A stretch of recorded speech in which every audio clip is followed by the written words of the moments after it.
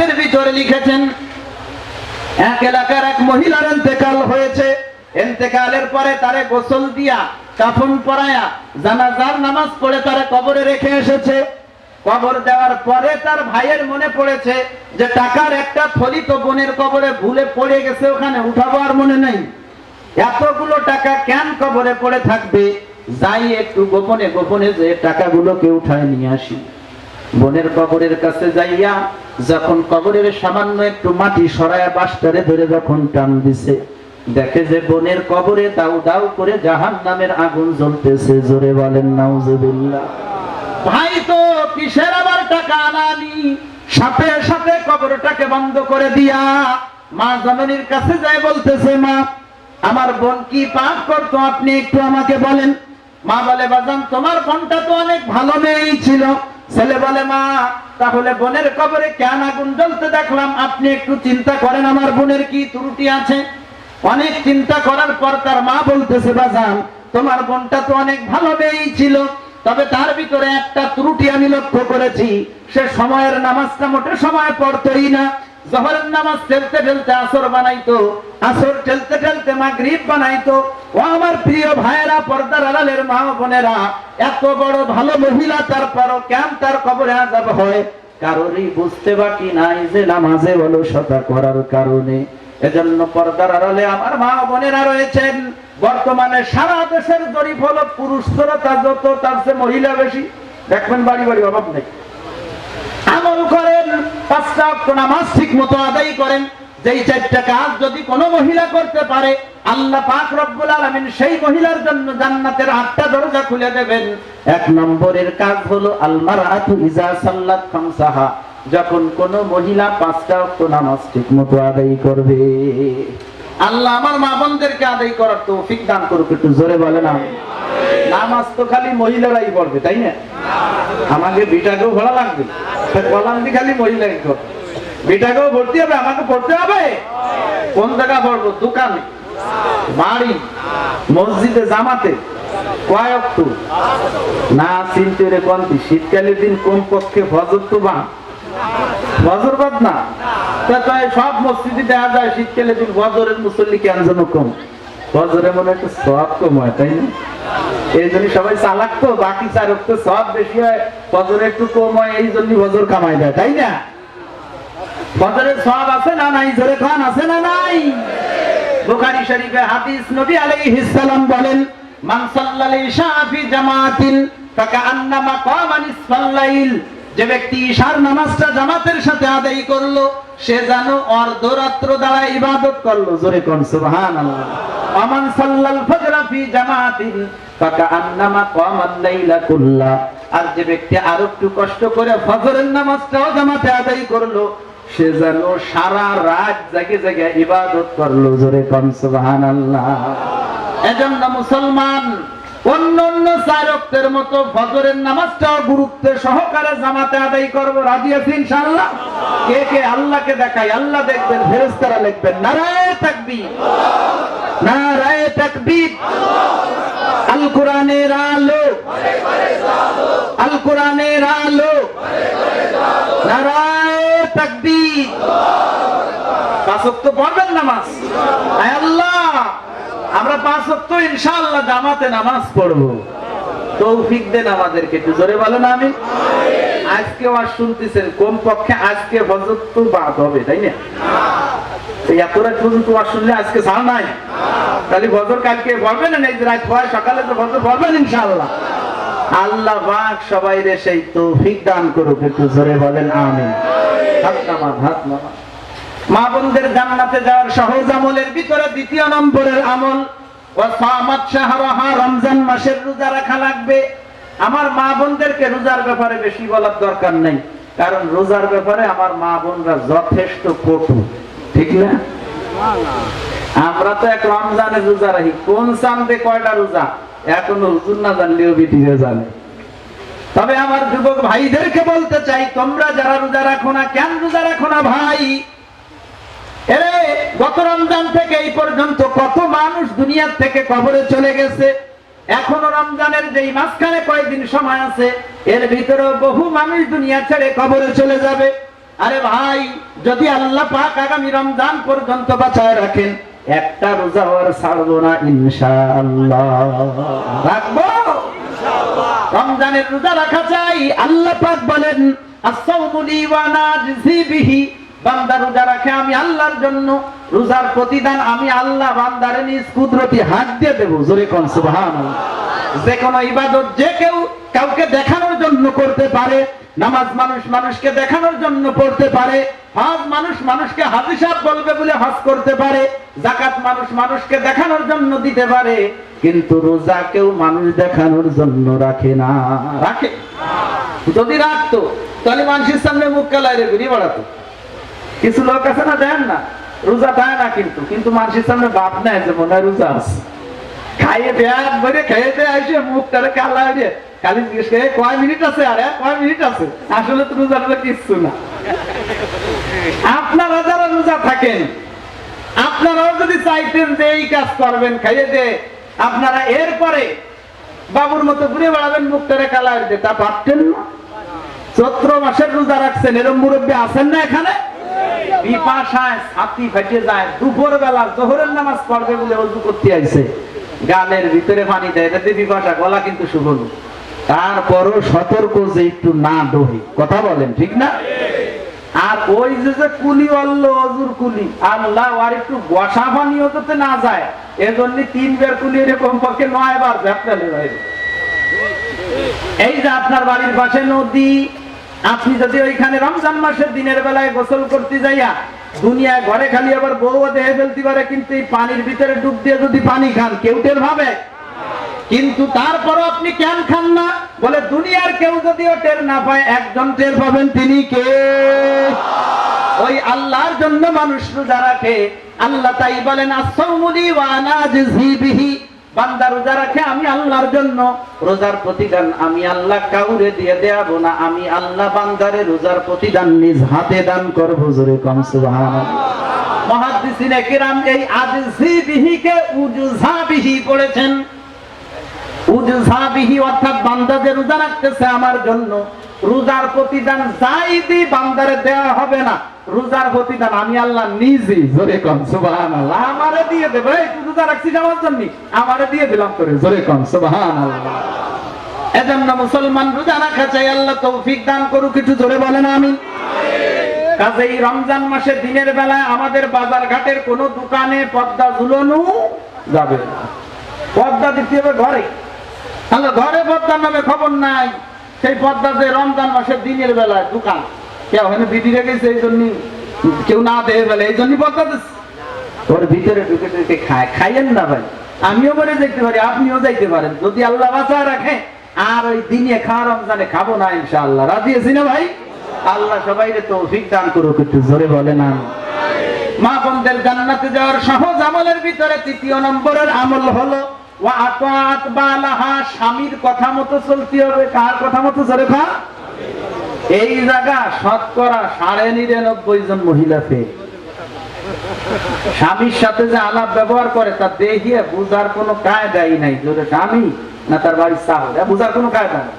2 দিন আগে এক লোক ফোন করেছে, ভাই আপনি কোন দিন মরা কি জায়েজ আছে? যদি মরা জায়েজ থাকে তা আমি মরে যাবো, কিছু আমি আর টিকতে পারতেছি না ভাই।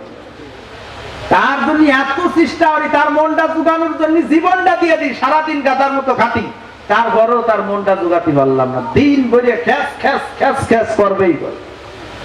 খবরদার মা বোনেরা, স্বামীর সাথে দুর্ব্যবহার করবেন না, ভালো ব্যবহার করেন। আলাপ ব্যবহার দেখে বুঝাই যায় না যে কি একজন স্বামী সে একটা সম্মান পাবে না। এই যে আমাদের ঘোনাপাড়ার মোড়ে যে চক্ষু হাসপাতাল হয়েছে, ঢাকার থেকে একটা পরিবারের স্বামী স্ত্রী এদের ছেলে মেয়েরে নিয়ে ওই চক্ষু হাসপাতালে ডাক্তার দেখাতে এসে, ওদের এক ছেলের চোখে ছানি পড়ছে। তো ওরা ডাক্তার দেখায় আর যেই গাড়িতে ফিরতেছে, আমার ওয়াজ হলো শিবচর, আমি মাওয়াঘাটের আগে 5 চর একটা বাজার আছে, ওখানে নামে ডানি চলে যাবো, আমি সেই গাড়িতে উঠছি। এখন ওই মহিলা যে তার স্বামীর সাথে কি ব্যবহার করতেছে, মহিলার কোলে একটা বাচ্চা আছে, মনে হয় অনেক সময় কোলে করছে, এই জন্য কষ্ট হয়ে গেছে। ভদ্রতার সাথে তো বলা যায় যে আমার কষ্ট হয়ে গেছে, আপনি একটু নেন বা ভালো কি মন্দ, একটা কথা আছে না? ওই মহিলার বাসা হলে তোরে কোয়া লাগবে না, কথা এই কোয়া লাগবে, তুই দেখিস না আমার কষ্ট হয়, তোরে কোয়া লাগবে না আর কথা। গাড়ির ভিতরে লোকজন আছে, এই জন্য কিন্তু তোরা কিছু ক্ষতি করতেছি না, তুই বাড়ি গেলে বুঝিস। গাড়ি ভরা লোকজন সব সেরেছে, আল্লাহ কি বিটির বিটিয়া।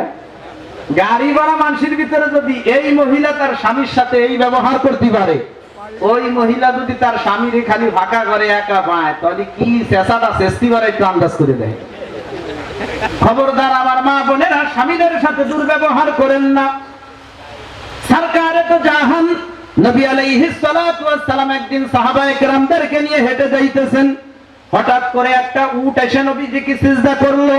সাহাবায়ে কেরাম বলেন, তাসজুদু লাকাল বাহাইম ওয়াশ শাজার ফানাহনু আহাক্কু আন নাসজুদা লাক। ওগো আল্লাহর হাবিব, আপনাকে দেখি গাছে সিজদা করে, আপনাকে দেখি প্রাণীতে সিজদা করে, সুতরাং আমরা সাহাবীরা বেশি হক রাখি আপনাকে সিজদা করার। আপনি অনুমতি দেন, আমরা আপনাকে সিজদা করব। নবীজি বললেন, সাহাবায়ে কেরাম, না না, তোমরা আমাকে সিজদা করো না, আমাকে সিজদা করা যাবে না। আল্লাহর জমিনে আল্লাহ ছাড়া কাউকে সিজদা করা যায় না। লাউ কুনতু আমুরু আহাদান আইয়াসজুদা লি আহাদিন লা আমারতুল মারআতা আন তাসজুদা লি যাওজিহা। আল্লাহর জমিনে তো আল্লাহ ছাড়া কাউকে সিজদা করা যায় না। আল্লাহর জমিনে যদি আল্লাহ ছাড়া কাউকে সিজদা করা যেত, তাহলে প্রত্যেক মহিলাকে বলে দিতাম মহিলারা যেন তাদের স্বামীকে সিজদা করে। কিন্তু আল্লাহর জমিনে আল্লাহ ছাড়া কাউকে সিজদা করা যায় না, তাই স্বামীকেও সিজদা করা যাবে না। তবে স্বামীর মর্যাদা পরিপূর্ণ বজায় রাখা লাগবে। স্বামী যদি কয় টুলের বস্তা তুলে তোর ঘরে এসে শান্তির মুখ দেখতে আল্লাহ না, স্বামীর ইজ্জত বাইসে থাকে, মানুষের সামনে কিছু করতেও পারে না, মুখটা ছোট হয়ে ধরে। খবরদার আমার মা বোনেরা, স্বামীদের সঙ্গে দুর্ব্যবহার করেন না, ভালো ব্যবহার করেন। আল্লাহ আমার মা বোনদেরকে বুঝার তৌফিক দিক। ও আমার মা বোন, আপনার স্বামী যদি একেবারে অযোগ্য হয়, তার মতো কালা বাংলাদেশের আর কেউ নাই, তার মতো চিকুন বাংলাদেশের আর কেউ নাই, তার মতো অভাবী আর গরিব আর ফকির বাংলাদেশে মনে করেন আর কেউ নাই। এমন একজন অযোগ্য স্বামীরও যদি আপনি খেদমত করেন, আল্লাহ পাক সাথে সাথে আপনার জন্য জান্নাতের কমপক্ষে 2টা দরজা খুলে দেবেন। জোরে কোন সুবহানাল্লাহ। স্বামী ফালটি তো খুব খুশি আছে, হুজুর সালায় জান দিয়ে দেখানি কারো ওরে গর্ব বাড়ি দেয়, তুই কি করিস আর হুজুর কি হয়ে গেল। খালি কি মহিলারাই আমাকে খেদমত করবে, আমাকে আর কোনো দায়িত্ব নাই। কি দায়িত্ব? আইলো লাঠি যেখান থেকে গরু বড়, ওইখান থেকে বউ বড়, তাই না? খালি খাবার একটু এলেমেলো হয়েছে, আগের থেকে ওরে বলে রাখছে, আমার কিন্তু মাথা ঠিক থাকে না, না গলি ওই ঘুমের উঠে আগে ওই লাঠি সালাম করবি 3 বার, যদি একটু এলেমেলো হয়েছে তাই এখানে গরুর ভিটি না ভাঙে তোর ভিটি ভাঙবো। আছে না এরকম ভদ্রলোক সমাজে? খবরদার, স্ত্রীদেরকে পিটাবেন না। নবী আলাইহিস সালাতু ওয়াস সালাম বলেছেন, খায়রুকুম খায়রুকুম লিআহলিহি। সমাজের ভিতরে ওই মানুষটা সবচাইতে ভালো যে তার স্ত্রীর কাছে ভালো। এই মেয়েটা সবাইরে ছেড়ে, তার বাপ ভাই মা আত্মীয় স্বজন যে যেখানে ছিল সবাইরে ছেড়ে আমার আপনার সাথে এসে থাকে। এত আপনের আপন আমার আপনার সাথে হয়েছে। ওই মহিলারে যদি কেউ জিজ্ঞাসা করে, ও মহিলা তোমার বাড়ি কোথায়? বাপের বাড়ির ঠিকানা না কয়ে স্বামীর বাড়ির কথা কয়, বাড়ি হলো আমার জনজনিয়া, বাড়ি হলো আমার মিঠের কুল। ওই মহিলা মারা গেলে তার কবরটাও তার বাপের বাড়ি হয় না, কবরটা হয় স্বামীর বাড়ি। যেই মহিলা সবাইরে ছাইয়া আমার আপনার সাথে এইভাবে আপন হয়ে আসে থাকে, তার উপরে জুলুম করেন না। তার উপরে জুলুম করলে কিন্তু আল্লাহর আরশ কেঁপে যাবে। আর কেউ জুলুম করবেন না ইনশাআল্লাহ, ঠিক আছে না ভাই? যে ঘরের পুরুষ মহিলা 2 জন ঠিক হবে, আল্লাহ পাক ওই ঘরে জান্নাতের শান্তি নাযিল করবেন। জোরে কোন সুবহানাল্লাহ। মা বোনদের জান্নাতে যাওয়ার সহজ আমলের ভিতরে 4র্থ নম্বরের আমল হলো ওয়া আহসানাত ফারজাহা। নিজের সতীত্বের হেফাজত করা লাগবে, পর্দা পুশিদায় চলা লাগবে। কোন মা বোন যদি হাতে গোনায় 4টা কাজ করতে পারে, নাম্বার 1 5টা ওয়াক্ত নামাজ ঠিকমতো আদায় করবে, নাম্বার 2 রমজানের রোজাগুলো ঠিকমতো রাখবে, নাম্বার 3 স্বামীর কথা মতো চলবে, বৈধ হুকুম যেটা করবে মানবে, নাম্বার 4 পর্দা পুশিদায় চলবে। কোন মহিলা যদি হাতে গোনায় 4টা কাজ করতে পারে, নবীজি বলেন, ফালতাদখুলিল জান্নাতা মিন আইয়ি আবওয়াবিল জান্নাতি হিয়া শাআত। আল্লাহ পাক ওই মহিলার জন্য জান্নাতের 8টা দরজা খুলে দেবেন। যেই দরজা দিয়ে মনে চায় সেই দরজা দিয়ে সে জান্নাতে চলে যাবে। জোরে কোন সুবহানাল্লাহ। আল্লাহ আমার মা বোনদেরকে আমল করার তৌফিক দান করুক, একটু জোরে বলেন আমিন। যে কথা বলতেছিলাম, খলিফাতুল মুসলিমিন বললেন একজন সন্তানের তার বাপের কাছে অনেকগুলো হক আছে। এক নম্বরের হক হলো আইয়ুহসিনা উম্মাহু, বাপ তার সন্তানের জন্য ভালো একটা মায়ের ব্যবস্থা করবে, মনে আছে? দ্বিতীয় নম্বরের পাওনা, আমার সন্তান আমার কাছে পায়, আপনার সন্তান আপনার কাছে পায়। আইয়ুহসিনা ইসমাহু, সন্তানের জন্ম হইলে সপ্তম দিনে ইসলামী অর্থবহ ভালো একটা নাম রাখতে হবে, এটা আমার সন্তানের পাওনা। ভালো নামের ভালো প্রভাব, মন্দ নামের মন্দ প্রভাব। হাকিমুল উম্মত মুজাদ্দিদুল মিল্লাত আল্লামা শাহ আশরাফ আলী থানভী রাহমাতুল্লাহ আলাইহি, উনি ওনার মাকতুবাতের ভিতরে লিখেছেন, এক লোক তার ছেলেরে হুজুরের কাছে জানাতে নিয়ে গেছে, হুজুর আমার ছেলেটারে একটু জায়গা দেন, ও সারা বছর খালি অসুস্থই থাকে। হুজুর প্রথমেই জিজ্ঞেস করলেন, তোমার ছেলের নাম রাখছো কি? ওই লোকটা এমন একটা নাম বলছে যেই নামের অর্থ হলো সাম যেন অসুস্থ হয়ে বছর করে বিছানায় শুয়ে থাকে। হাকিমুল উম্মতের মিজাজ, ছেলে তো জালালি মিজাজ, দমকালেন সেই সাহিব দমকাল। নাই মিয়া, আপনি ছেলের নাম রাখছেন এই আর আমার কাছে জানানোর জন্য নাম বদলান, আজকের থেকে ওর নাম সালিমুল্লাহ। আরে সুবহানাল্লাহ, আমাদের সদস্য হুজুর লেখছেন যে হাকিমুল উম্মত নাম যখন বদলাই দিয়েছে আর ছেলের নাম যখন সালিমুল্লাহ রাখছে, সাথে সাথে আল্লাহ ছেলেরে সুস্থ করে দিয়েছেন, তো আর অসুস্থই হয় না। যেরকম সুবহানাল্লাহ, নামের একটা প্রভাব আছে না? এজন্য আমার আপনার সন্তান আমাদের কাছে যা কিছু পায় তার ভিতরে অন্যতম একটা পাওনা হলো ওয়াইয়ুহসিনা ইসমাহু, সন্তানকে ভালো একটা নাম উপহার দিতে হবে। তৃতীয় নম্বর এবং অন্যতম একটা পাওনা হলো ওয়াইয়ুআল্লিমাহুল কুরআন, সন্তান যখন কোরআন শিক্ষার বয়সে পৌঁছাবে তখন সন্তানকে কোরআন শিক্ষা দেওয়া লাগবে। মুসলমান, এইটাই আমার মওজায়ের সাথ। এই কথাটা বোঝানোর জন্য কত কথা আপনাদেরকে বলে আসা লাগলো। সন্তান জন্ম দিছি, খালি খাওয়ালাম পড়ালাম, দায়িত্ব আদায় হয় নাই। আমার সন্তানের উপরে অনেক দায়িত্ব আমার আছে। অন্যতম একটা দায়িত্ব হলো সন্তানকে কোরআন শিক্ষা দেওয়া। দেব ইনশাআল্লাহ। আল্লাহ তৌফিক দান করুক, একটু জোরে বলেন আমিন। নিজেরাও কোরআন পড়বো ইনশাআল্লাহ। পড়বো না, পড়তে পড়তে ভুলে গেছি, এরকম লোক আছে না সমাজে? কেন পড়েন না? আপনি বেশি পড়তে পারেন না, অসুবিধা নাই, পড়া শুদ্ধ করার চেষ্টা করেন।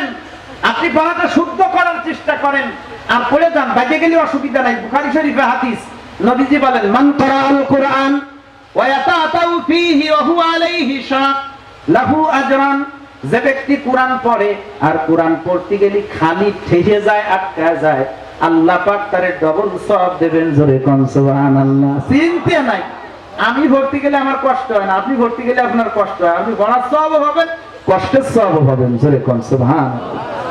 এজন্য মুসলমান কোরআন তেলাওয়াত করব ইনশাআল্লাহ। রাজি আছি ইনশাআল্লাহ? আল্লাহ তৌফিক দিক, একটু জোরে বলেন আমিন। কোরআনকে দোস্ত বানান, কোরআনকে মহব্বত করেন। আর এই কোরআনকে মহব্বত করব, কোরআনের যতগুলো হক রয়েছে একটা হক হলো কোরআনকে মহব্বত করা। করব ইনশাআল্লাহ। কোরআনকে মহব্বত করলে যে কি হয় এরই একটা কথা বলে আমি আমার আলোচনার ইতি টানবো ইনশাআল্লাহ। ভারতবর্ষের এক এলাকা হিন্দুতে ভরা, এখনো তো ভারতে হিন্দু আর হিন্দু, বাংলাদেশে মুসলমান, তারপরও এমন জায়গা আমাকে আল্লাহ ওয়াজ করতে নেয় মাঝে মাঝে, যে সে মাগরিবের সময় যায়, সে মাগরিবের রক্ত ছোট জামাত ধরা কত কঠিন ব্যাপার না, সে মোটে খুঁজেই পাওয়া যায় না। খালি হিন্দু ভরা, খালি হিন্দু ভরা, আছে না এরকম কিছু জায়গা বাংলাদেশে? ওদের ওখানের হলো এমন অবস্থা, খালি তো হিন্দু আর হিন্দু, এ বহু আগের কথা। এর ভিতরে ছোট্ট একটা চাকে কয়েকজন মুসলমান, কিন্তু মুসলমান গুলো এমন মুসলমান যে ওর ভিতরে কোনো আলেম নাই, হাফেজ নাই, কারি সাহেব নাই, কিছু জানে না। ওদেরকে মরে গেলি জানাজার নামাজটা পড়াবে এমন লোকও নাই, বাইরের লোক খুঁজে জানাজার নামাজ পড়তে আছে। এদের ভিতরে একটা লোকের ইন্তেকাল হলো, রাতের বেলায় লোকটা মারা গেছে। এলাকার লোকজন বলতেছে, এই তোমরা কিছু লোক এদিক দাও, তোমরা এদিক দাও, তোমরা এদিক দাও, আমরা এদিক দাও। রাত ভরে খুঁজছে জানাজা পড়ানোর জন্য, তার বড় একটা লোক পায় না। ও মুসলমান, বাংলাদেশে আলেম ওলামার অভাব নেই, কিন্তু নামাজ জানাজার কয়জন পড়াতে পারে? হুজুররা পড়াতে পারে। আর 5 ওয়াক্ত আপনারা যারা নামাজ পড়েন তার ভিতরে কিছু লোক জানাজা পড়াতে পারেন। কথা বলেন ঠিক না? 5 ওয়াক্তের মুসল্লি যারা, এর ভিতরে সবাই জানাজা পড়াতে পারে? তো তাদের সেই কি অবস্থা? রাত করে খুঁজছে, কিন্তু জানাজা পড়াবে এমন কোন লোক তারা খুঁজে পায় নাই।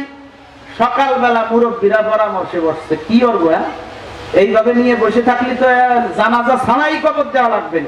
আসো, এর চাইতে আমরা মেইন রাস্তার কাছে যে আমাদের গোরস্থান ওখানে নিয়ে যাই, রাস্তা দিয়ে তো কত মানুষ যাতায়াত করে, ওইখান থেকে যাওয়ার সময় একজন যদি পারে ভরাতি কেউ দিতে ভরায় দেবে, পরামর্শ অনুযায়ী গোসল দিয়ে কাফন পরায় মেইন রাস্তার কাছে নিয়ে রাখছে। কিন্তু লোক যায় জানাজা, লোক পড়ানোর মতো লোকই পাওয়া যায় না, বেশিরভাগই যায় হিন্দু, আর মাঝে মধ্যে মুসলমান যা একটা আসে তাই আগে মতো মুসলমান। বেলা বেশ কিছুটা উঠে গেছে, এরপরে একজন লোক বাইসাইকেল চালাইতে চালাইতে আসতেছে, অনেক মানুষের সমাগম দেখে নেমে গেছে। বলে কি হয়েছে? বলে আমাদের একটা লোক মারা গেছে, জানাজা পড়বো। ভাই আপনি কি জানাজা পড়াইতে পারেন? বলে হ্যাঁ পারি। তা একটু জানাজাটা মেহেরবানি করে পড়ায় দিয়ে যান। লোকটা বলে ভাই আমি সরকারি ছোটখাটো একটা চাকরি করি, আমি এখন যদি এখানে জানাজা পড়াইতে যাই আমার অফিসে দেরি হয়ে যাবে, অসুবিধা আছে। এলাকার লোকজন হাউমাউ করে কান্না শুরু করেছে, ভাই যাবেন না, আপনি তো একজন মুসলমান, আমরাও মুসলমান, গত রাত্রে এই লোকটা মারা গেছে, এখন পর্যন্ত তার জানাজার নামাজ পড়ানোর কোন লোক খুঁজে পাই নাই। এলাকার লোকজন যখন হাউমাউ করে কান্না শুরু করেছে, লোকটা মানবিক কারণে তৈরি হয়েছে, চাকরির যা হয় হবে, জানাজাটা আগে পড়ায় নেই। লোকটা যখন জানাজার নামাজ পড়ালো, এরপরে যখন লোকটা চলে যেতে চাইলো, এলাকার লোকজন বলে না এখনো যেতে পারবেন না, একটু লজ যখন সময় করছেন আর একটু করে কবরে রেখে তারপরে যাবে। লোকটা দেখলো দেরি যখন হয়েছে, আর একটু দেরি করে কবরে রেখে তারপরে যাই। লোকটা মাইয়েতকে কবরে রেখে মাটি দিয়ে তারপরে চলে গেল। আধা ঘন্টা থেকে 40 মিনিট পার হয়ে পারে নাই, এর ভিতরেই আবার ওই লোকটা ওই গ্রামের ভিতরে এসে ঢুকছে। এলাকার লোক তো চিন্তা মুক্ত ছিল, যাক একটা দায়িত্ব আমাদের পুরা হয়েছে। যখন ওই লোকটাকে এলাকায় ঢুকতে দেখেছে, বলে আপনার না অফিস আছে, আবার আপনি কেন আসলেন? লোকটা বলে আপনাদের মুরব্বীদেরকে একটু ডাকেন, তাদের সাথে আমার একটু জরুরি কথা আছে। মুরব্বীদেরকে যখন ডাকা হলো, বলে যে শোনেন, একটা জরুরি প্রয়োজনে আপনাদের কাছে এসেছি। আমি তো আপনাদেরকে আগেই বলেছি আমি একটা ছোটখাটো সরকারি চাকরি করি, ওই চাকরির জন্য প্রয়োজনীয় কাগজপত্রগুলো আমি বাড়ির থেকে নিয়েই বের হয়েছিলাম। অফিসে যে দেখি সেই কাগজপত্রগুলো নাই, সারা রাস্তা আমি খুঁজেছি, কোনো জায়গা পাই নাই। আমার যতটুকু ধারণা, আমি যখন মাইয়াতকে কবরে রাখি আমার বুক পকেটে কাগজগুলো ছিল, হয়তো বা কবরের ভিতরে পড়ে গেছে। এমন প্রয়োজনের মুহূর্তে কবর খোঁড়া যায়, আপনারা কি আমার চাকরিটা টিকানোর জন্য ওই কবর থেকে কাগজগুলোকে একটু বের করে দিবেন? এলাকার লোকজন বলে হুজুর আপনি আমাদের যে উপকার করেছেন আমরা তা কোনোদিন ভুলবো না। কেন দিব না? অবশ্যই দিব। যুবক ছেলেদেরকে বলেছেন জলদি করে তোমরা তাড়াতাড়ি কবরের মাটি সরায়া ওই লোকটার কাগজগুলোকে বের করে দাও। এলাকার যুবক ছেলেরা যখন কোদাল নিয়ে কবরের মাটি ধরে টান দিছে, মুসলমান কি দেখা গেল? যতই মাটি সরায় দেখে যে এমন একটা ঘিরান বের হইতেছে, যে ঘিরানটা দুনিয়ার মানুষ কোনোদিন আর দুনিয়াতে পায় নাই। যতই মাটি সরায় ততই ঘিরান, যতই মাটি সরায় ততই ঘিরান। মাটি যখন সরানো হয়ে গেল, কবরের ওই বাঁশ ধরে যখন চালির বাঁশ ধরে যখন টান দিছে, দেখে যে কবরের ভিতরে আর লাশ দেখা যায় না। গোটা কবরটাকে আল্লাহ পাক উন্নত জাতীয় ফুল দিয়ে লোড করে দিয়েছেন। জোরে কোন সুবহানাল্লাহ। হ্যাঁ মুসলমান, কারোর কবরে যদি ফুল দিতে হয় তো ফুল দেওয়ার জন্য আমার আল্লাহ আছে না নাই? দুনিয়ার মানুষরা আল্লাহ দায়িত্ব দেয় নাই, যার কবরে দেওয়ার দরকার আল্লাহ দিতে পারে কি পারে না? হ্যাঁ মুসলমান, মানুষের উপচে পড়া ভিড়, সবাই আশ্চর্য হয়ে গেছে, এটা কি অবস্থা? ওই ফুলগুলোর উপরেই দেখা গেল এক জায়গায় পাশে কাগজগুলো রাখা আছে। লোকটা কাগজগুলো উঠায়া তাড়াতাড়ি কবরটাকে বন্ধ করে দিয়ে এলাকার লোকদেরকে বলতেছে আপনারা বলেন তো এই লোকের আত্মীয় স্বজন কে কে দুনিয়ায় বেঁচে আছে, আমি একটু তাদের